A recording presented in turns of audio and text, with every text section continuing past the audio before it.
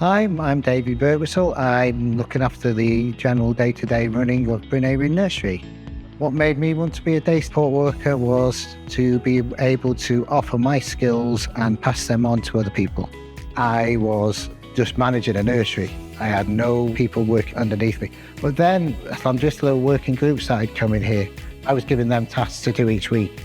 And they were doing it with their support, and I was watching them and I was just thinking, this is great. And this job came up and I just jumped at it straight away. I just thought, this is what I want to do. I enjoyed being with the staff and the adults that come here. Such a pleasure. I get so much joy out of that, seeing them enjoying themselves here. It's given me an opportunity to build up my skill set through Conwy Council. They've helped me pass certain courses like MVQs and sitting guilds, and I've learned so many new skills. I enjoy helping people.